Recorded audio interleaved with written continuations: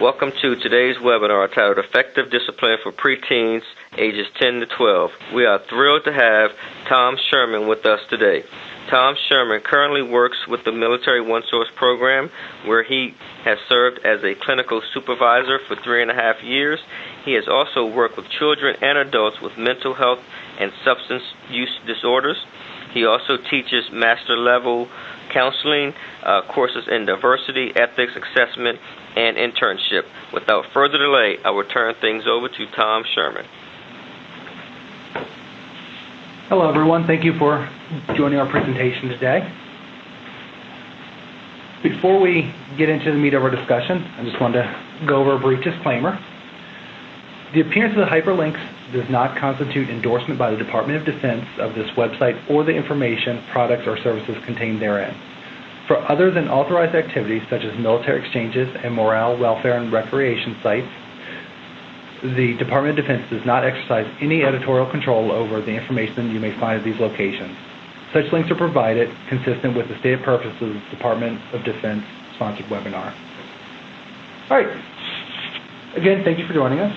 And our objectives for this webinar are to consider the developmental considerations for preteens, maintaining good communication, discipline guidelines, establishing rules and limits, natural and logical consequences, working with other caregivers, special considerations when a parent deploys, and knowing when to seek help.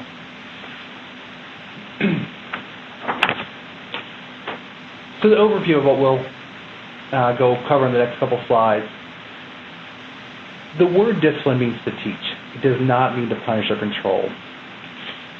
And it's important that we kind of set that foundation before we go forward. Punishment is designed to impose a penalty for an offense with a focus on past misdeeds. So it's rear-facing. The behavior occurred, and we're punishing for the behavior that happened. Discipline, on the other hand, is designed to correct and promote positive growth with a focus on future behavior. Discipline comes from a place of caring, whereas punishment often comes from a place of anger. And discipline is designed to help foster feelings of security in the child, whereas punishment can often lead to feelings of fear, guilt, and or hostility.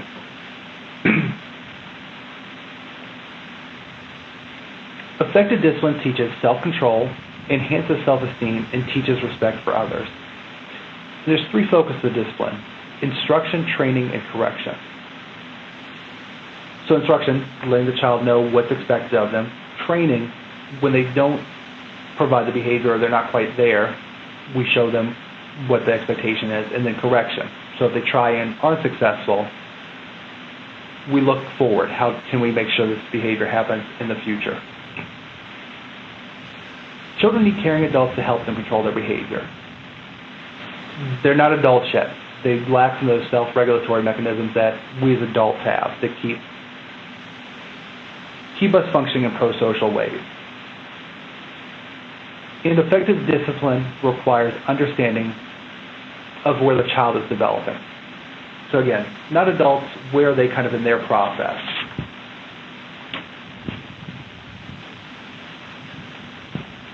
So developmental considerations for preteens. They enter in puberty, experiencing lots of physical changes and mood swings. A researcher named Erik Erikson looked at kind of the stages that all humans progress through as they hit different developmental milestones. A 10 to 12-year-old is in what he termed industry versus inferiority. At this stage, a child should be learning new skills, and failure to learn new skills risks feeling like they're failures or incompetent. So we need to keep that in mind. Is the child is trying to develop their self-efficacy. They're trying to learn that they can do things in the world. And so our role as the adults in their life is to teach them and support them in that growth. If we're punishing them, we're telling them they're not competent, that they aren't successful, and we're interfering with this developmental stage. So children want to demonstrate competence. A challenge at this stage is they may be in such a hurry to demonstrate they know something they're not stopping to think what the consequences of that behavior is or what the potential outcomes are. So that's why we may see impulsivity in these preteens. It's not necessarily that they're just a knee-jerk reaction. They want to show us that they can do things. They can act like adults. They're trying on the adult shoes, as it were, without having the knowledge of adults of what consequences of their behavior may be. So as an adult, this looks impulsive to us. So again, they're trying to develop their competency, and that means they're going to be highly sensitive to criticism. Criticism makes the child feel less competent. And we want to give our child as many opportunities as possible to demonstrate competency and a sense of responsibility. We want to put them in positions where they can show us that they are growing up, that they can do more things on their own. And that involves trust on our part. We need to, one, trust that they do have the ability to do it, and then two, trust that we can keep them safe if they fail. Because failure is okay. It's what we do with that failure and what they learn from that failure that matters. So it's the picking themselves up and being able to brush themselves off. Okay, we failed. What did we learn? What can we do differently for next time so that we are successful? And last, children at this developmental stage participate in concrete thinking. They're very literal, very straightforward. They view the world in black and white, right and wrong. They lack, again, the shades of gray that we as adults may see in situations. And so sometimes when we discipline them, we'll get that's not fair.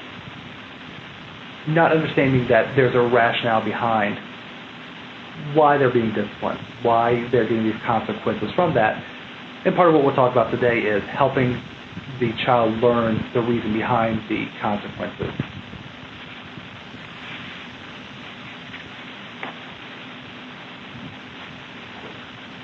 So discipline guidelines. That first bullet might come as a surprise to some people. Children want discipline. What discipline does is it provides the child structure and safety to try things, fail, and learn. It allows them to develop that competency, but it also helps them teach about the world and consequences.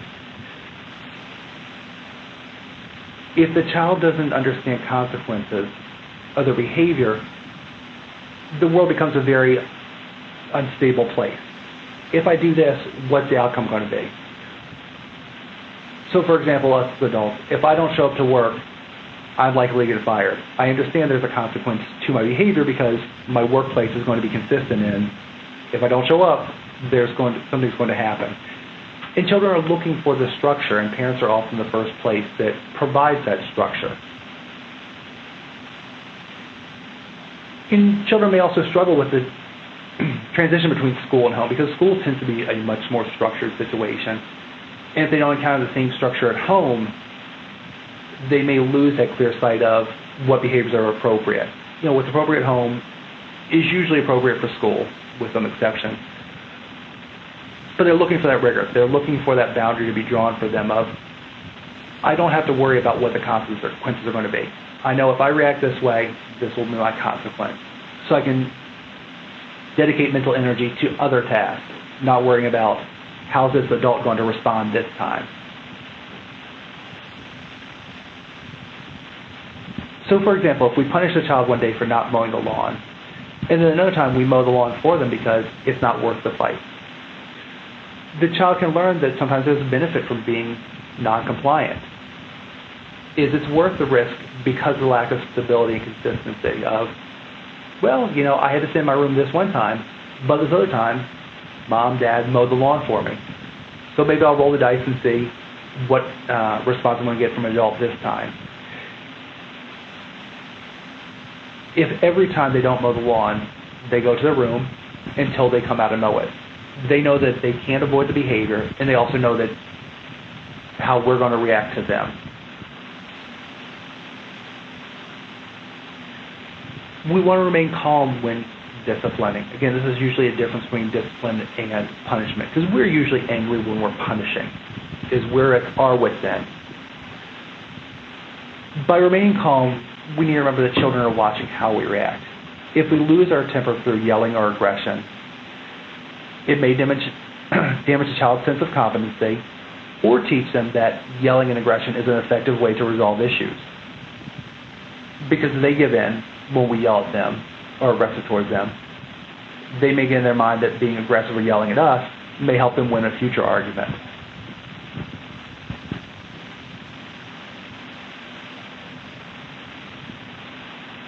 We want to avoid criticism. Again, we're trying to build the child's belief that they can function and make good choices.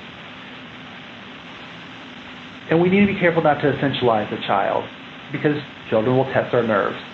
They'll pluck and pluck and pluck until, again, we reach the end of our rope. But we need to be careful not to essentialize the child and tell them that they are a bad child. We want to separate the child from behavior. And I did a presentation on conflict resolution with middle school students last week, which will be on the website in a couple weeks, that you may want to look up on how to effectively communicate with children in this age group. But one of the key takeaways is using those I statements, letting the child know how their behavior affects you. I don't appreciate it when you don't mow the lawn because I have to work all day, then come home and do your chores. So focus on the behavior that you're disapproving of and that we want to focus the discipline on. This is the area we want them to learn to do better in. Also, under avoid criticism, we want to avoid name calling, such as telling the child they're stupid or a failure. If a child's not turning their homework, we want to be careful to say, what are you stupid? Don't you get it? That's not going to build their confidence. They're going to be less inclined to try next time because they may start believing what we're telling them. Maybe I am stupid. If I'm stupid, why am I going to try next time? If I'm a failure, if I can't do well, why attempt it? We'll make sure we're propping up the child so that next time they encounter a challenge, they're at least willing to try. Even if they fail, we want them to try and then rebound from that failure. We want to state facts when we're upset with the child. Again, clearly communicate what we're upset about. And let the child know what they're supposed to do, not focus on what they're not supposed to do. So instead of saying,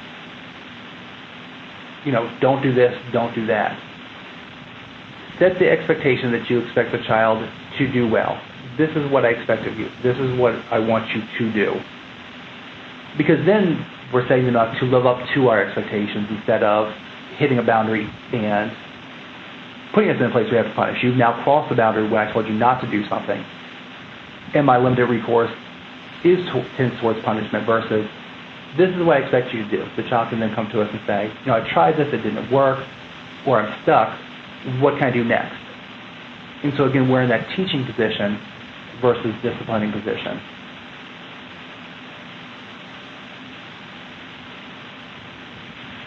And two, with telling the child what we don't want them to do. Their attention and focus is on staying within boundaries. It's not towards striving towards success. If we tell them what we want them to do, they can focus more on those positive behaviors and not on towing the line and staying within the line.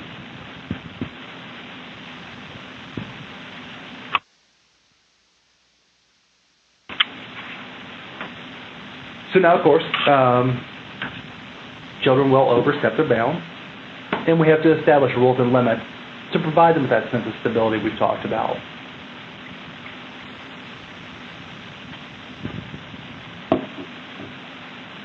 So as we touched on, for the child, knowing how we as parents will respond helps the child structure their behavior and better understand our expectations of them.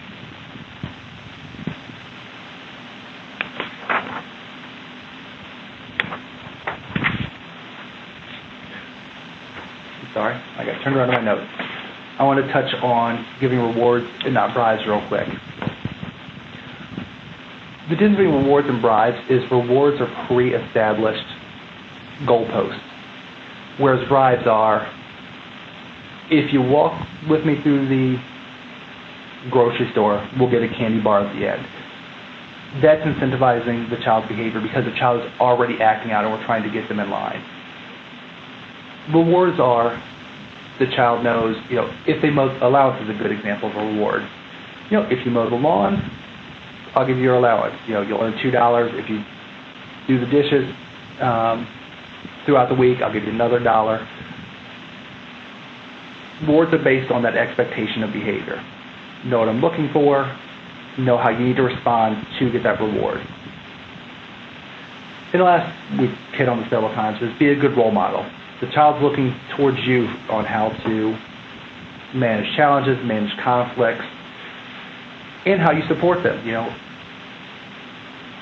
If you're supporting them through their challenges, they're more likely to have faith in their own ability to self-support when they're confronted with challenges.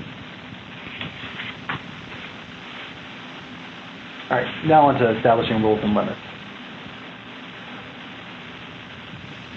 Rules and limits should adjust and recognize the child's development level. The child's moving into a different developmental stage, and the rules and limits that may have made sense for a younger child may not fit for a preteen. It may not be as effective. The child may not respond to those forms of limits as before. So rules and limits that are not age appropriate may increase conflict and non-compliance. If we don't adjust to recognize the child's age, the child is going to push to encourage us to get them to recognize that they have changed.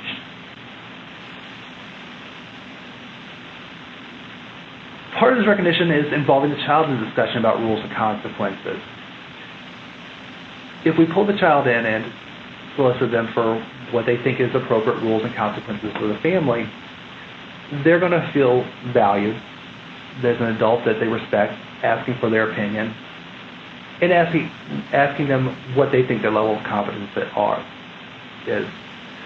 What do you think you're able to do? What do you think our rules should be now? Can you stay out a little later? It used to be when the lights came on, you need to come in. You're old enough to tell time. If I give you a watch, do you think we can manage another half an hour to come in? If you're not in an hour past when the lights come on in the street, what's the consequence going to be? How do you think we should respond? In involving the child in the consequences too, when we as a parent have to implement the consequences, we can reflect to the child, this is what we agreed on. You understood that if you didn't do this, this will be the consequence. Also, through having this conversation with the child, it helps us as parents get a sense of where their ability is through their suggested rules and limits. Children can surprise us with what they'll share their comfort level is. You may think we're going to have this conversation about when do you think it's appropriate to come in, and the child's going to say midnight. Now, sometimes the child will say that, but other times children will, if they've had good structure and discipline in stages leading up to this point, may have a more reasonable approach. They know that midnight's not the most realistic approach. They may say offer the hour, or they may say 2 hours, and we as a parent can renegotiate. That's too late. You need to be in to do your homework before bedtime, or whatever the evening ritual is. So I'll meet you in the middle. I'll say an hour after the lights come on.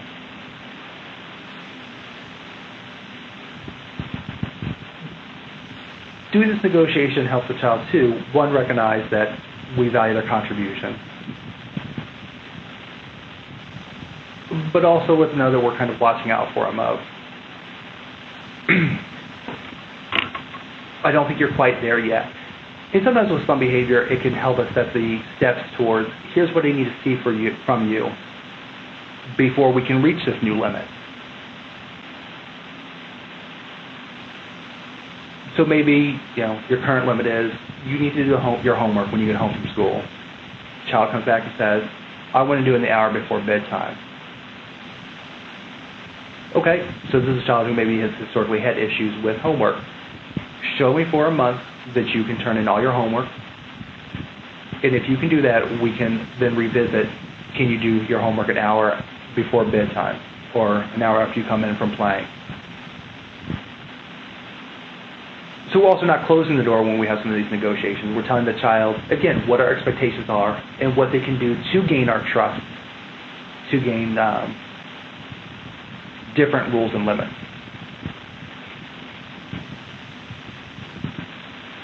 And we should be able to offer that when all possible. If it's a reasonable increase of a limit, we should communicate to the child what they need to do to get that increase, to get us to change our behavior. Because they'll develop their self-efficacy, they'll see that they have control over both their behavior and how others react to them. And it's that valuing of them, of they have a stake in their functioning in the family. There is some independence. There's not a complete authoritarian parent-child relationship, which will develop respect between the parent and child. So hammering again on the be consistent. Consistency is key. It creates stability and respect. I want my child to know when I as a parent say something, the child knows that I'm going to do it. Idle threats and consequences that aren't followed through on will encourage the child to test limits. Even when we're tired, it's important to follow through on the rules and limits that we've put in place. Because if we don't, it's going to draw out the conflict. The child's going to basically keep testing the fence for the weak spot. You know, will a parent give in here? Will they give in here? Will they give in here? If I'm consistent, the child will eventually get the sense that no matter where they test our limits, we're going to respond the same way. And in turn, that's going to shape their behavior. They're going to stop testing those limits and get within them.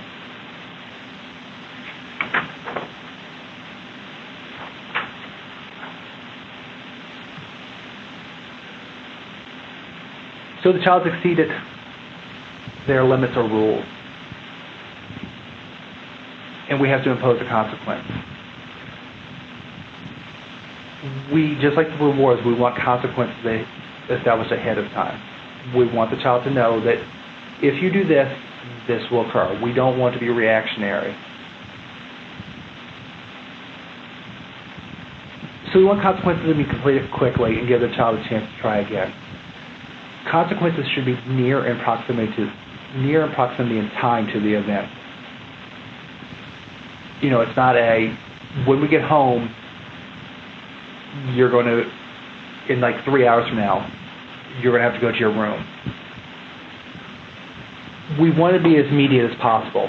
So if we're out and the child misbehaves, can we remove them from the situation immediately to time out, regroup, and then come back in again?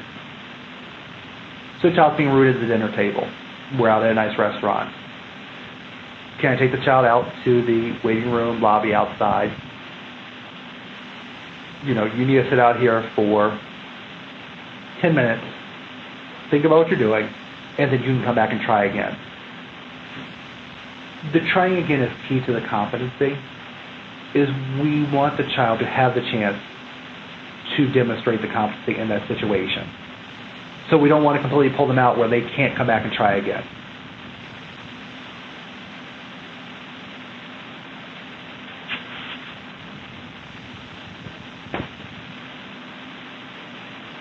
Discipline is also about trying for us as parents to try to avoid punishment when possible and being proactive. We're talking about a 10 to 12-year-old child, so we've spent some time with this child. We want to pay attention to what their warning signs are. Like, do we know when the child reached their threshold, when they're getting ready to become aggressive, when they're getting ready to break down, when they're getting ready to make a scene? If we're paying attention to those signs, can we intervene before the child escalates? Because again, we want this to be a learning experience. Once the child escalates, then we have to react.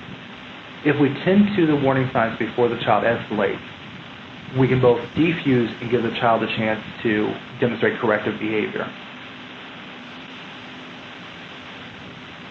So just some types of discipline. You can look elsewhere. There's books all over the internet about appropriate discipline for children this age range. Timeouts are still effective. The recommendation is 1 minute for every year of age. And the reason we don't want timeouts to be excessive is, beyond 10, 12 minutes, this age group we're talking about, the child's going to start getting into imaginative play. So they're not going to be reflecting on what they did to get them in timeout.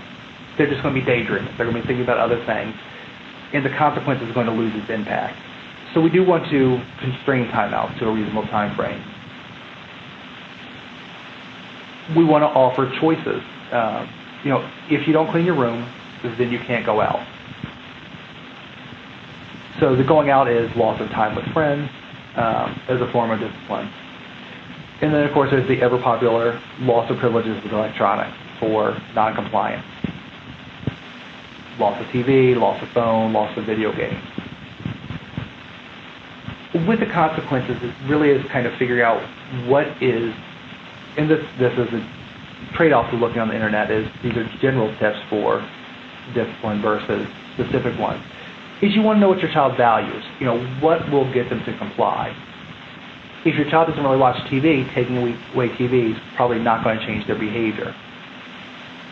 What is important to your child that if they don't comply and we remove or we add on, so if you don't clean up your room, you're going to need to wash the car or clean the garage in addition to eventually cleaning your room. So it's an add-on instead of a subtraction of taking away time with friends or taking away electronics. And sometimes we have to try multiple discipline consequences until we find one that resonates with our child. So if one doesn't work, that doesn't mean we're disciplining ineffectively. We may have just picked a consequence that didn't resonate with our child.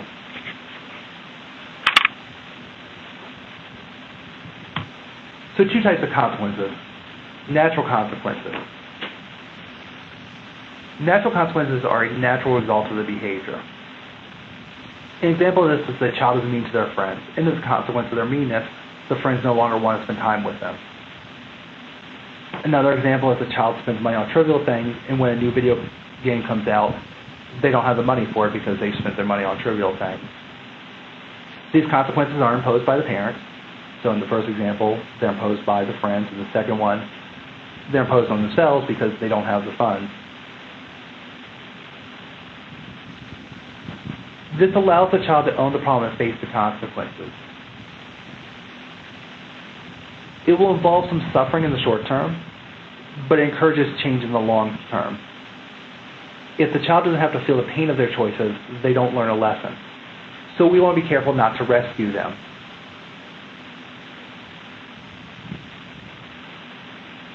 If we give the message, you'll just find new friends because if they were real friends, they would have stuck by you.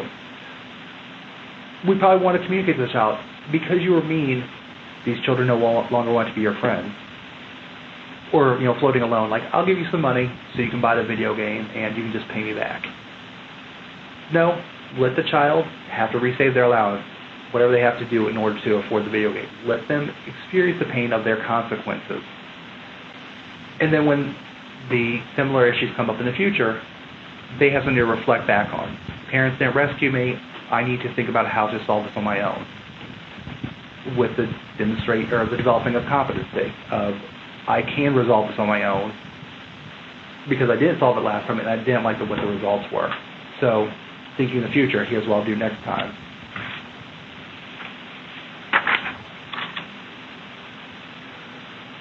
So logical consequences are imposed on the child by the parent, and it's as a result of the child's behavior. So an example of that is if a child doesn't help with family chores, which is their job, they do not get allowance. They're not getting paid from their boss, which is you as a parent. And so the consequence should be logically related to the behavior. If you don't do your job, you don't get paid. It's a straight A to B comparison. Makes the child accountable for their choices and behaviors. Again, you can do your chores or not, but if you don't do your choices or you don't do your chores, then this is going to be the consequence. And so which are you choosing?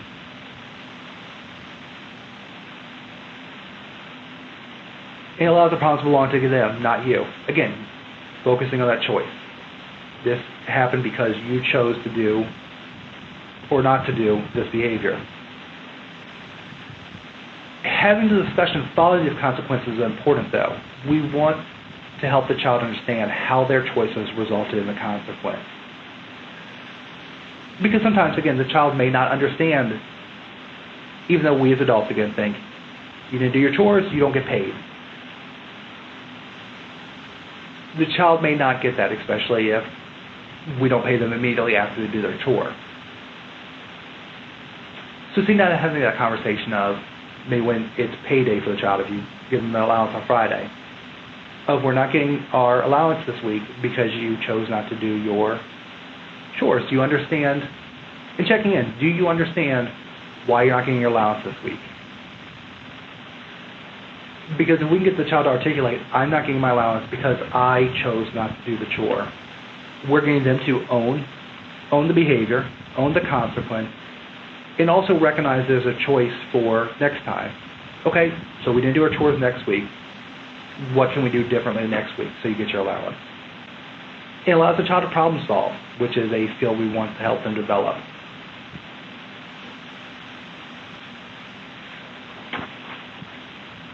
So aggressive behaviors fall into a different category. We want to communicate to the child that aggressive behavior is unacceptable and non-negotiable. There's not a situation where being aggressive with a sibling, parent, peer is ever okay. We talked about being firm and consistent throughout. It's even more important when the child is displaying aggressive behavior. The child needs to understand that aggressive responses are not acceptable. This is where we don't want to send those mixed messages of sometimes it's okay to be aggressive. Sometimes I, as a parent, will back away and not enforce the consequence because you're aggressive. That tells the child that sometimes being aggressive is a solution to responding to discipline. Consequences should be very firm for aggression. Again, clearly communicating ongoing, so not when the child becomes aggressive, but before the child's aggressive. If you hit your sibling, if you hit me, maybe in your family if you punch the wall, here's what's going to happen. And not budging from what that consequence is.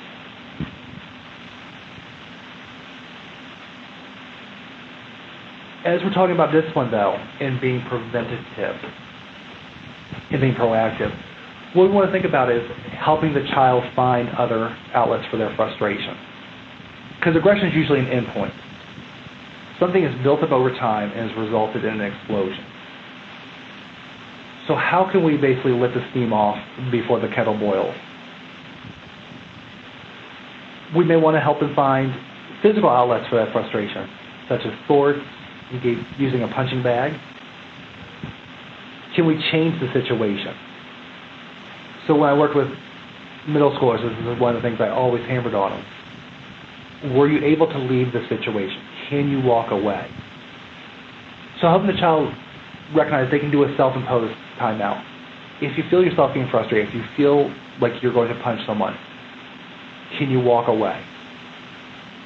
Can you leave the situation? Or you as a parent pulling them out of the situation if you're there. Like, let's take a step away and regroup.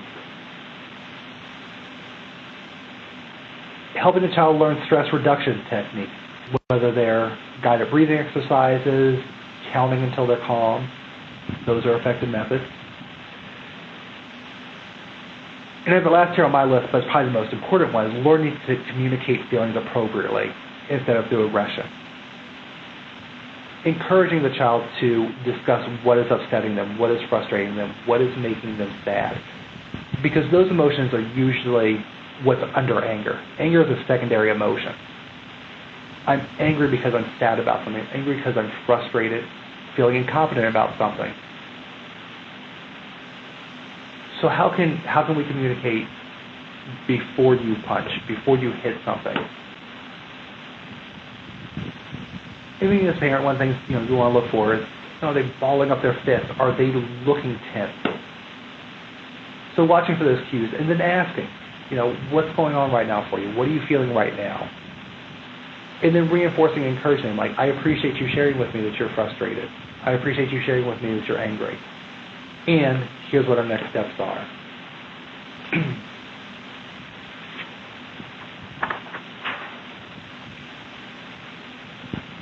Working with other caregivers is a challenge because we all kind of have our own philosophy on discipline, rewarding, punishment. So when our message over the past several slides has been consistency, how do we bring that consistency to working with others? This is where our communication skills are important. We want to have clear communication with other caregivers, whether it's a spouse, teacher, grandparent, but clear expectations of what's expected from the child and how to react to inappropriate behavior. I have a young child. I have a 4-year-old who's in preschool, so it's a little different discussion.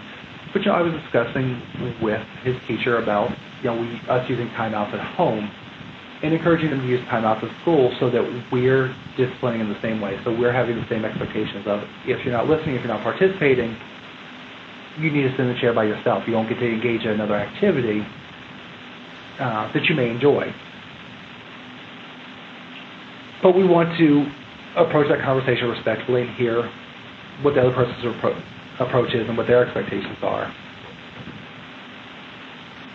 But one of the reasons we want to be consistent among caregivers is children pay more attention than we give them credit for.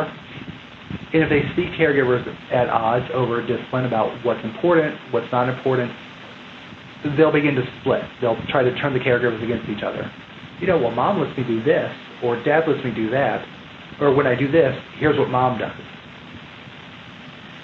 And that sets up a conflict between the caregivers, which again can exacerbate the child splitting behavior.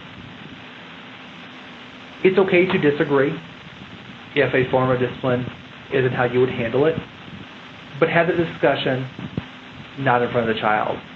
So defer. Let's discipline whoever. If we walk into the room and we see another person discipline the child, as long as it's within reason, support the discipline and allow the other person who's already administering the discipline to carry it to its conclusion and not intrude. Because then if we intrude, we're going to take the power away from the other caregiver. And again, disempower them in front of the child. So the child may get the message that, oh, okay, mom has more power than dad, so mom's the one I need to listen to, or mom's the one I want to go to if I don't want to get disciplined as harshly. But after the situation, after the child is dealt with, sent off to timeout, on to the next activity, that's when to have the conversation about those expectations. We want to share discipline issues, things I'm seeing at the home, are you seeing at school, or things I'm seeing with me, are you seeing with you? And that can give some insight into the child splitting. The child thinks they can get away with this with dad, but mom says she's not having an issue with it. We want to try to circle the wagon so that child knows the behavior with dad is not okay, and mom's going to support dad and making sure the child gets disciplined in that behavior.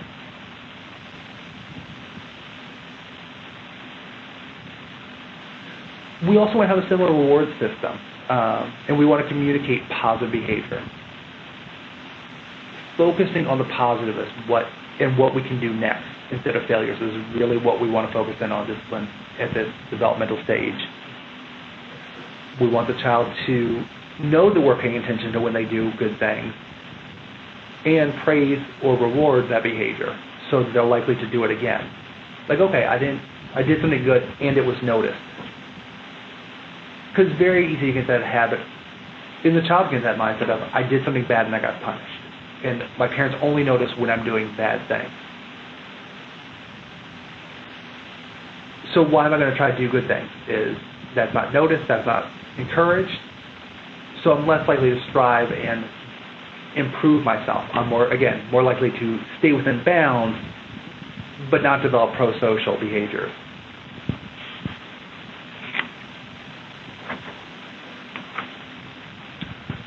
So special considerations when a parent is deployed. which is a unique challenge to the participants on the phone or who are joining us. There's many changes that occur when a parent deploys. And as changes occur, children will lose their sense of competence. Previously, we talked about introducing stability, and even when we are consistent, a parent deploying will create a sense of instability. In that instability, parents may see a regression of previous behaviors they thought the child had overcome. In some ways, this is the child testing to see if the stability still exists. The child wants to see, if I test that boundary that I know exists, will my parents still respond like they always did before? So that's where we get to that comfort, the I want discipline, I want structure. And as my world becomes unstable, I may try something to test that stability is still there. So for the non-deploying parent, there may be an inclination to be softer on the child when the parent deploys, the other parent deploys. Though this may be counterproductive because we're not reestablishing the normalcy the child is seeking. The child may act out more.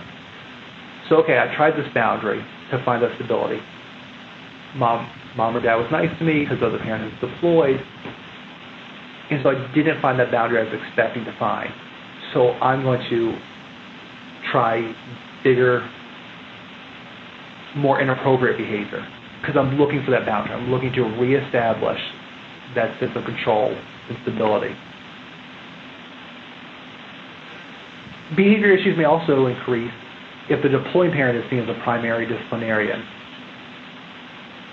So with the non-deployed parent, the child may test limits to try to renegotiate or find their role in the family in the absence of the deploying family member. So now that the disciplinarian is gone, how do I function in the family? How do I fit in?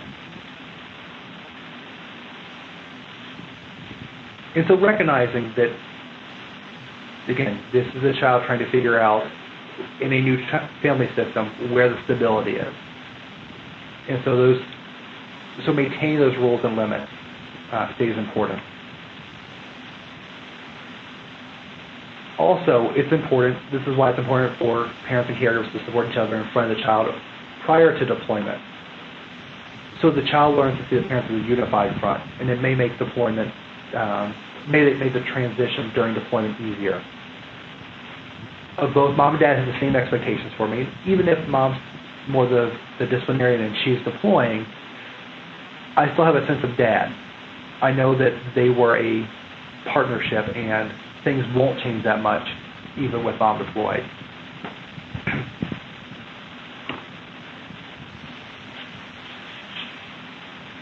And of course, preparing your child can help. So letting them know if there are going to be any changes.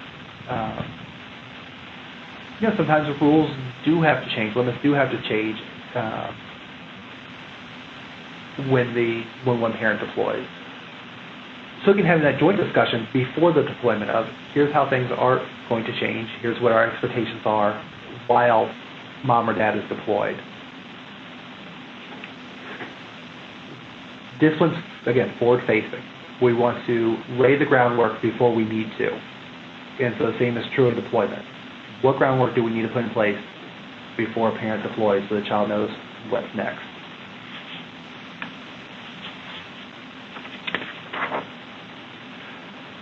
Knowing when to seek help. So sometimes, despite our best efforts, we need additional support. So if your child's behavior seems out of control, so we've tried different consequences and nothing seems to be resonating, might be an indication that counseling may be our next step. We may need an outside party to offer a different perspective, work directly with the child, but basically change the system. To introduce something, if me as a parent has not had success with disciplining and imposing consequences with the child. If you believe the child could be a danger to themselves or others, if you find notes saying, I'm going to shoot the school, or, I don't want to be here anymore, if you find unexplained injuries on the child, such as cutting on the arms, legs, stomach.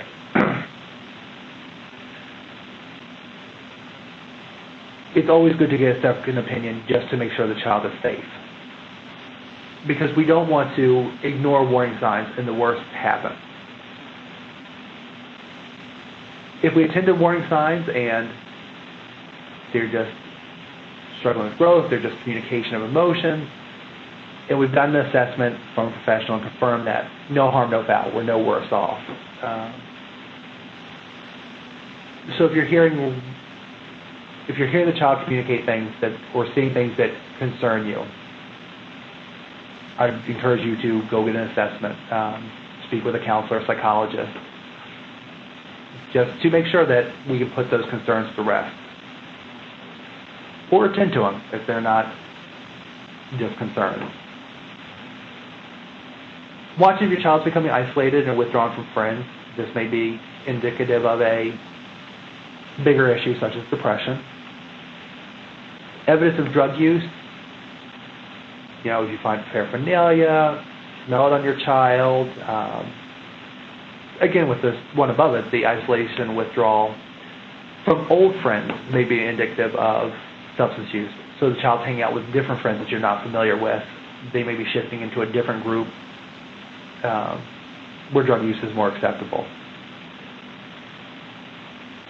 And always seek help if you think you're at risk for hurting the child.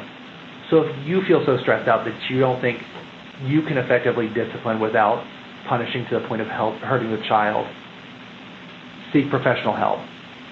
Because you too want to be proactive.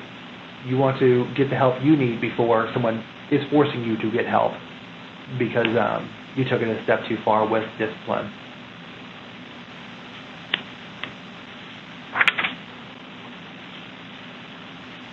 So part of not getting to that last step is taking care of yourself. Be kind to yourself. With the military population, as the child is dealing with being unstable due to deployment, so is the spouse who remains behind. You're dealing with having your significant other out of the house on one end, and on the other end, you're trying to maintain being strong for the child who is also dealing with that uncertainty and probably testing you harder than when your spouse was there. So recognize, the effort you're putting in and the challenge of the situations that face us when we're raising children. Pamper yourself whenever you can. And by pamper, I'm not talking about, $500 massage. Just finding time to yourself to read a book, something. Now, if you can afford the $500 massage, by all means, go get it. But also think about the small things that you can do on a daily basis to recenter yourself. Taking a quiet walk by yourself, finding time to read. Whatever it is that will help you recharge your batteries and be more available to the child. If we don't take care of ourselves, we're more likely to snap and resort to punishment instead of discipline. Because punishment's easier. It's easier to react than to encourage and support the child. You want to give yourself credit for the good job you've done. Parenting is hard, and keeping kids alive till they're 10 or 12 is a win. If you doubt yourself, the kid will pick up on it. You need to feel confident you're doing a good job. And then seek support from others. You're not alone. Even when you feel like you're alone, you're not the first person to have these challenges with your kid. And it's far from weak to seek help and support. It takes a considerable amount of strength to recognize and admit when we need help.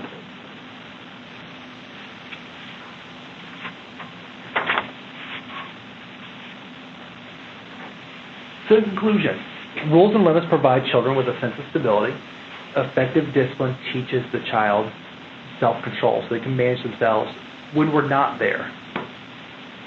Experience the natural and logical consequences of their choices teaches the child self-discipline, and that we're not always going to be there to rescue them, that they suffer if they make poor decisions. Special considerations are made when a parent deploys. It's not easy for the spouse or the child, and so both parties should make sure they're taking care of themselves so that they can be available to each other and to the deployed service member. And then seek help if there are concerns about the child's behavior and discipline methods aren't working. again, with that last one, I just want to reiterate, we shouldn't wait too long to seek help. Military One Source is available to help you, so of course give us a call, and there's several other resources available to you to help if you feel like the child is demonstrating either risk behaviors or being too challenging. All right, with that concludes the presentation for today, but I am going to open the floor for some questions. Thanks, Tom. We do have some questions that have come in, and I know that we're probably 3 minutes from the top of the hour, but since we started just a few minutes behind, I would like to get to all the questions that have come in. The first question reads, my 10-year-old is starting to act out. My in-laws suggested having him kneel on rice for 15 minutes. To me, that sounds abusive. What is the appropriate discipline for a 10-year-old?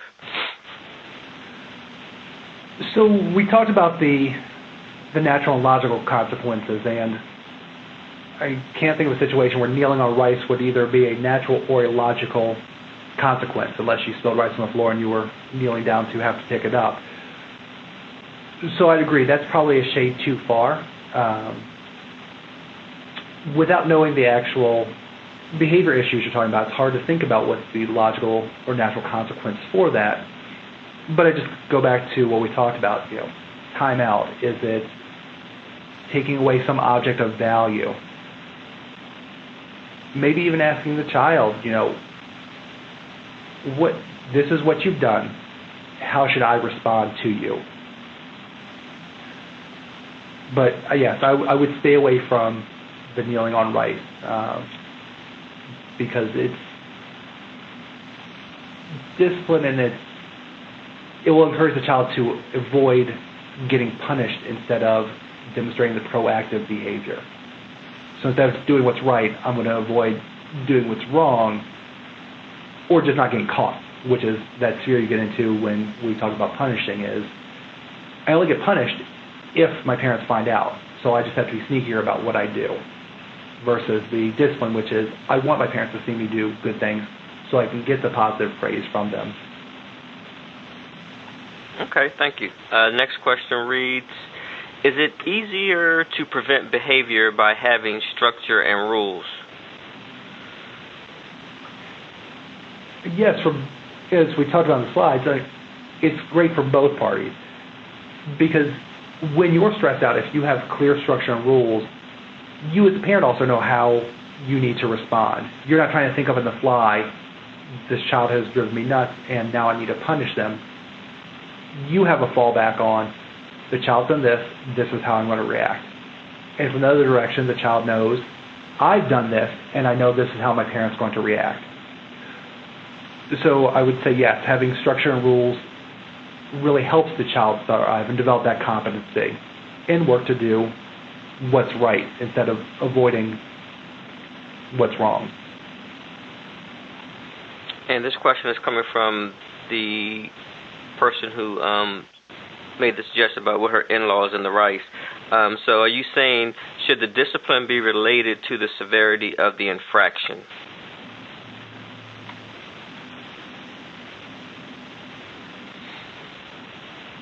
So to give an example, it should be measured. But again, if we have clear expectations ahead of time, we're not necessarily ramping up.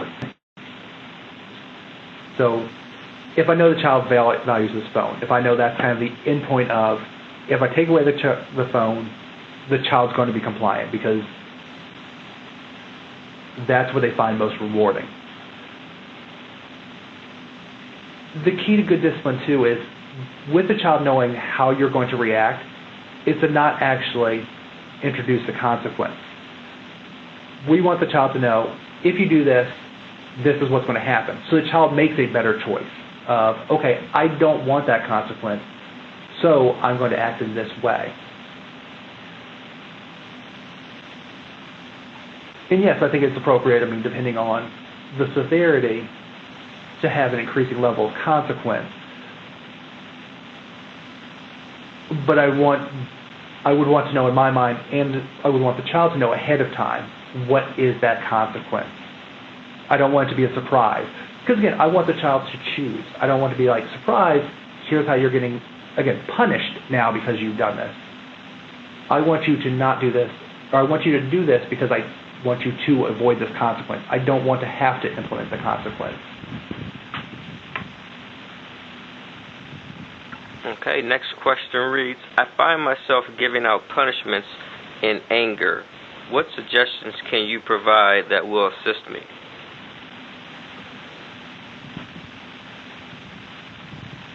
So my question would be, is it around the same situation? If my child does the same thing, and I react the same way every time, we need to break that cycle. So again, it's sitting down and establishing the clear consequence, so you have something to fall back on when the child misbehaves. So you're not immediately going to anger. You know that if the child does this, this is what the consequence is going to be. It allows for prompting too. We've had the discussion. If you smack your brother again, this is what's going to happen. So now before you go into that other room, I want you to think about what you're going to do and how you're going to carry it out. Because if this happens, here's how I'm going to react. It allows both you and the child to kind of take a step back, calm down, and think about what that next step is. The other piece is that taking care of yourself. Like I said, I have a 4-year-old. Every nerve I have has been poked, even ones I didn't know I had. So I have to make sure I'm taking care of myself and taking breaks so that I'm not responding in anger because I'm stressed out. The child kind of pushed me to my breaking point. So for you to, when you say I'm frequently responding in anger, I would also say make sure you're taking care of yourself, making sure you have that emotional energy to follow through the consequence, to deal with discipline instead of punishment. Okay, next question reads, for how long until the behavior change until I return the phony back, or I'm not clear what they're asking. So how long before they return the phone? I think they're talking about taking away electronic or taking away your phone. Oh, the phone. Okay, yes. Okay, they responded yes. You're correct, Tom. That was the question. So with the previous question, we talked about, do we amp up the discipline in relation to the behavior? So what I might say is, the first time it happens, we take away the phone for an hour. If they don't respond to that, 2 hours. So as the child continues the behavior, we continue maybe extending that length of time. So again, it's a tiered thing. We want the child to be corrective, but they will see if they're not correcting the behavior. It's not the same punishment every time. The punishment is getting progressively or increasing progressively as they continue the behavior. Again, that might be where you find that threshold of, okay, I took it away for a day, and that seemed to be the breaking point of changing the behavior.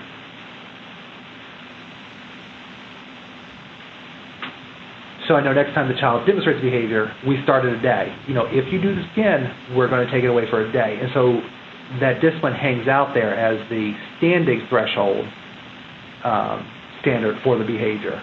So we don't start back at, okay, it's been 2 days since you did it. We'll start back at taking it away for an hour.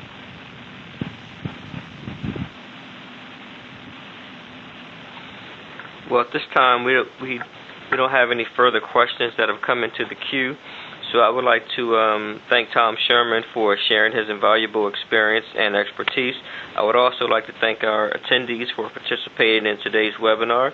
And if you find yourself having questions after the webinar is over, please email moswebinars@militaryOneSource.com, and I'll send the questions over to our presenter and get an answer back to you as soon as we can. This concludes today's webinar on effective discipline for preteens ages 10 to 12. Thank you all for attending, and have a great day.